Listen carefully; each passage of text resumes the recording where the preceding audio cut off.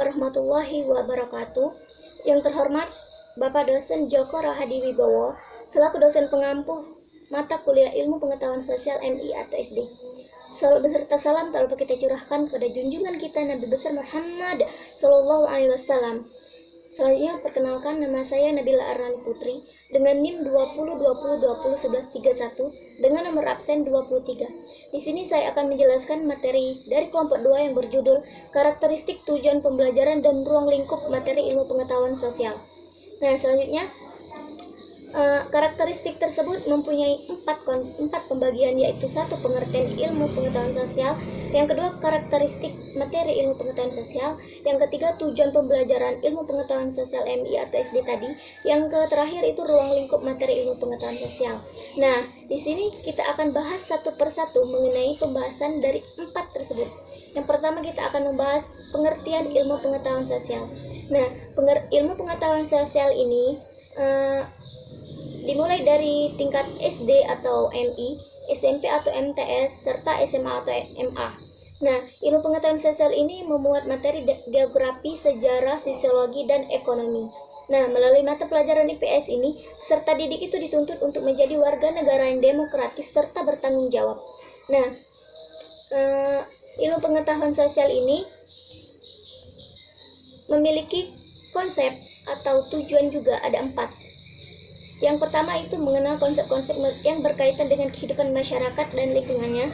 Yang kedua, memiliki kemampuan dasar untuk berpikir logis dan kritis, rasa ingin tahu juga kuat.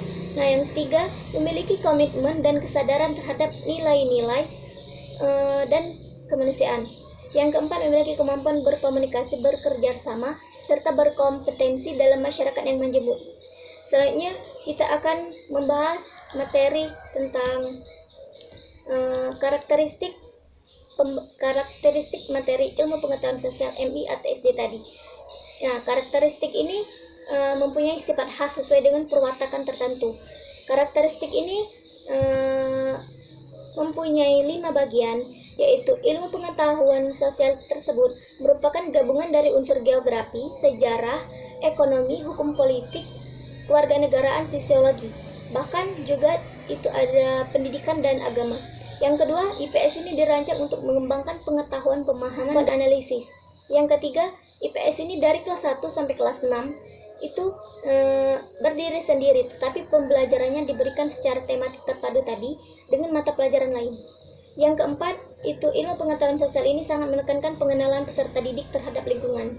Yang terakhir itu pengembangan nilai sikap demokrasi dan bermasyarakat. Nah, selanjutnya kita akan membahas tentang ruang lingkup materi ilmu pengetahuan sosial. Nah, ruang lingkup ini meliputi aspek-aspek sebagai berikut. Ada 4. Yang pertama, manusia, tempat, dan lingkungan. Yang kedua, waktu, keberlanjutan, dan perubahan. Yang ketiga itu sistem sosial dan budaya. Yang keempat, perilaku, ekonomi, dan kesejahteraan. Nah, selanjutnya peserta didik ini lebih bermakna jika di pelajaran yang berkaitan dengan materi tersebut itu berkaitan dengan pengalaman hidupnya sendiri.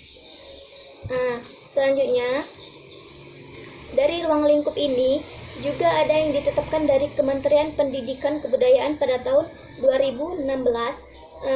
Itu ruang lingkup ada 4, yaitu yang pertama, karakteristik keruangan dalam lingkup nasional dan regional. Yang kedua, keragaman sosial, interaksi sosial, dan perubahan sosial. Yang ketiga, kegiatan ekonomi penduduk. Serta yang terakhir itu, perubahan masyarakat Indonesia sejak zaman Hindu-Buddha sampai sekarang. Nah, itulah tadi penjelasan dari saya. Lebih dan kurang saya mohon maaf. Pada Allah saya mohon ampun. Akhirul kalam. Wabillahi taufiq wal hidayah. Wassalamualaikum warahmatullahi wabarakatuh.